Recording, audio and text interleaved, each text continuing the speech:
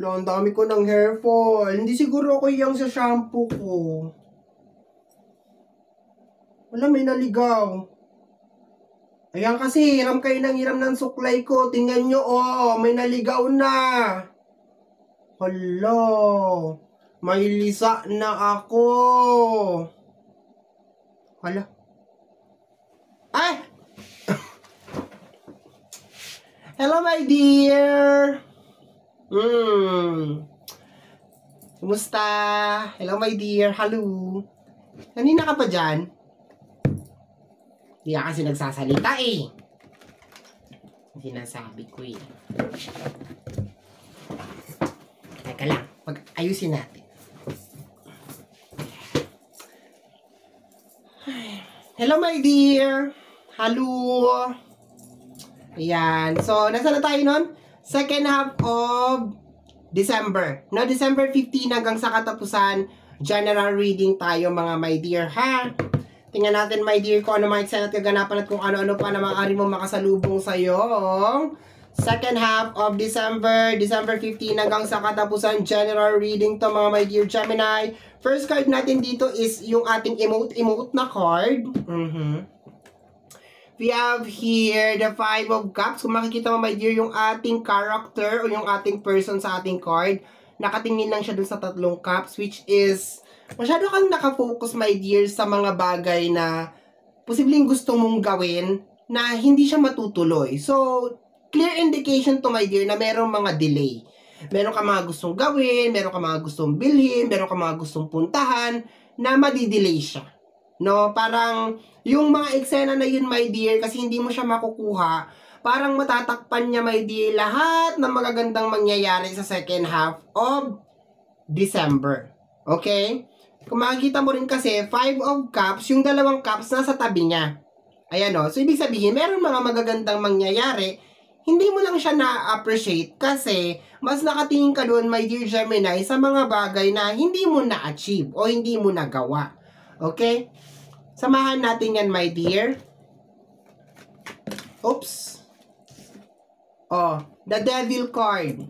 May galit, my dear. Sa lahat ng cards ko, my dear, iba-iba ang itsura ng the Devil.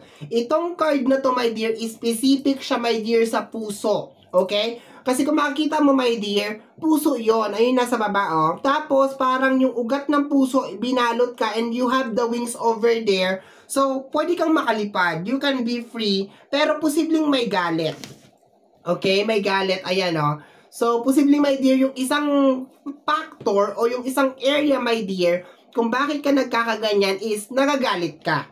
Okay? May hinanakit sa puso mo. Kaya, hindi ka makapag-move on. And hindi to maganda, my dear Gemini, kung may ganyan ka kasi may devil card ka. Hindi to maganda, and yung devil mo ay nanggagaling, my dear, sa puso mo, hindi to maganda kasi bakit? Patapos na yung taon. Posibleng madala mo siya. So, if I were you, look at the positive side, diba? Tingin ka na lang sa mga magagandang bagay na nangyayari sa paligid mo, my dear.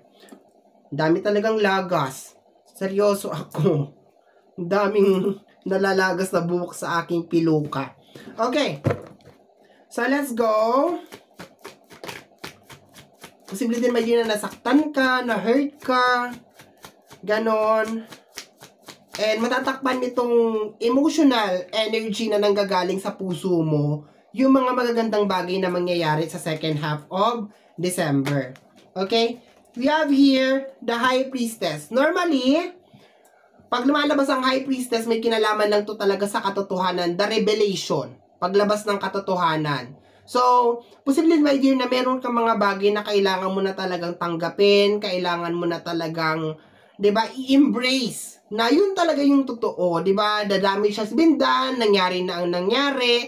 You just need to move on. 'Di ba? Kasi kung mahirap naman talaga, my dear, talaga magpatawad. Mahirap makalimot, lalo na kung sobrang sakit ng ginawa ng tao sa'yo. Pero, I think, ipaubaya mo na lang siguro sa karma. Di ba parang ganun? Do you believe on karma? Ako kasi naniniwala ako sa karma na kung ano yung nilalabas mo sa mundo, yun din ang babalik sa'yo. Naniniwala ako doon. Di ba? So, posible, my dear, ang second half of December is more on accepting na itong 3 cups na natapon, kung ano man to, my dear, sa relationship man, sa mga, na parang it's over, di ba? You could try again, di ba? Lalo na kung may kinalaman sa mga manifestation mo na hindi mo nakuha, you could try again, pero, hindi kasi magiging successful, my dear, yung pag-try mo ulit, lalo na kung may kinalaman sa mga manifestation mo sa buhay, kung meron ka pa rin talagang dala-dala sa puso mo, kasi blockage yan, okay? So, kung ano man yun, my dear, it's more on, tanggapin mo na lang, my dear, kung sa relationship man yan, tanggapin mo, kung sa buhay mo man yan, tanggapin mo, and gawin mong practice na kung hindi man siya nag-work ngayon, you could try again. Diba? Habang meron kang buhay, habang meron pang hangin na tumatakbo dyan sa katawan mo, my dear, try and try lang. Sige lang ng sige.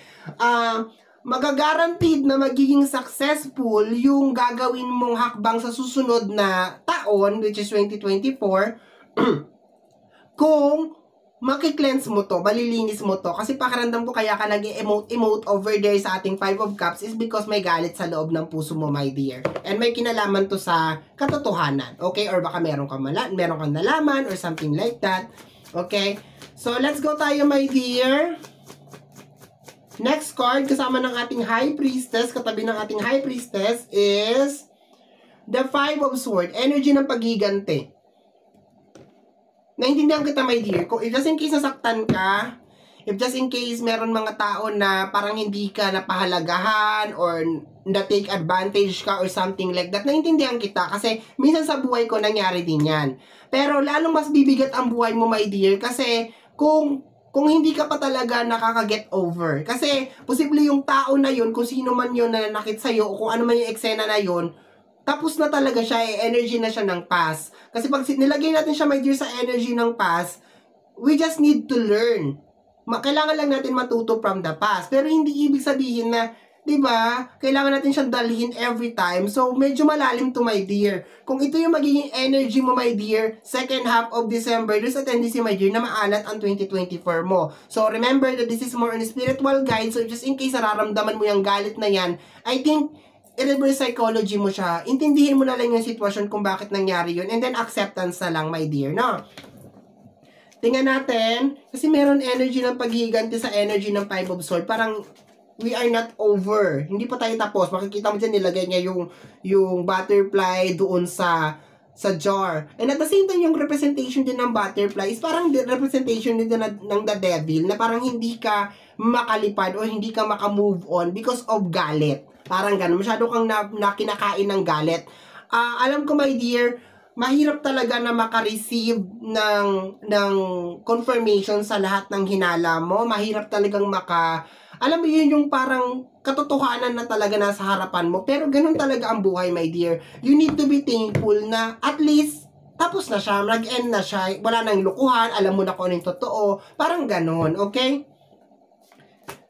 And naintindihan din kita, my dear, kung bakit may galit sa puso mo. Kasi minsan sa buhay ko talaga, nangyari sa akin to na nalaman ko yung totoo, tapos talagang na-hurt talaga ako ng sobra. And tumagal talaga siya, my dear, ng taon. Ang problema lang dito, my dear, is dahil nasa puso ko siya the entire year, ang bigat nung entire year ko. 'Di ba? Ang bigat talaga niya. So, ang kasama ng ating 5 of Cups over here, the emote-emotan, is the Chariot. My dear, meron talaga mga magagandang bagay na mangyayari, my dear, sa second half of December, 15 hanggang sa katapusan.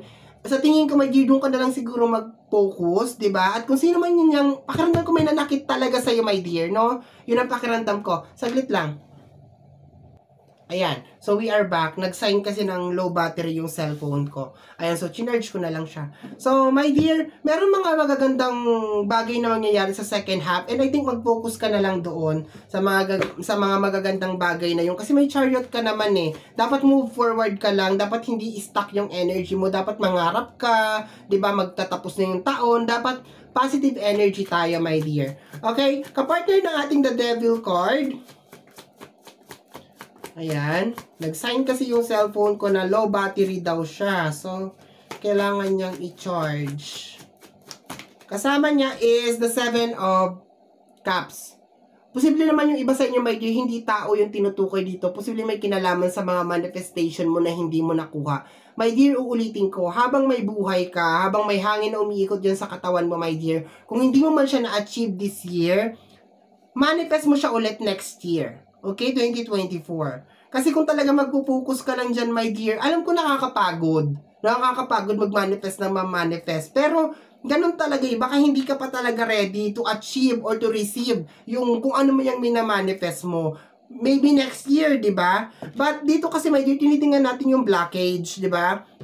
Maliban sa energy ng taong nanakit sa'yo, my dear, na hindi ka pa makamove on, ito din, my dear, yung energy na parang hindi mo rin ma-accept na hindi ipinagkaloob sa'yo yung mga bagay this year. Parang ganon. Parang anong kulang, binigay ko naman lahat.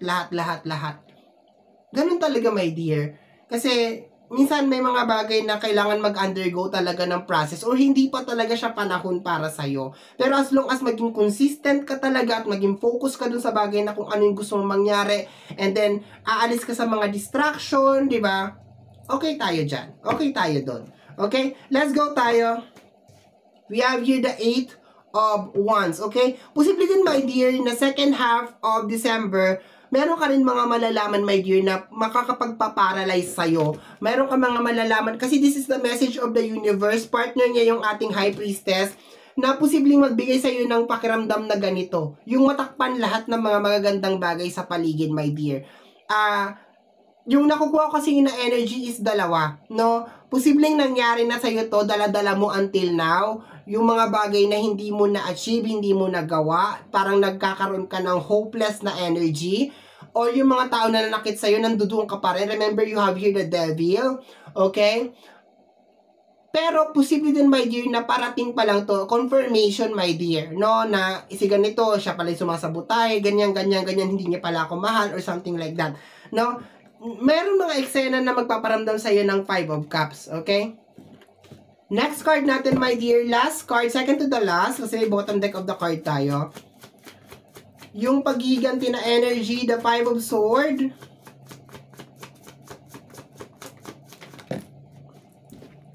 We have here the Fool card, okay?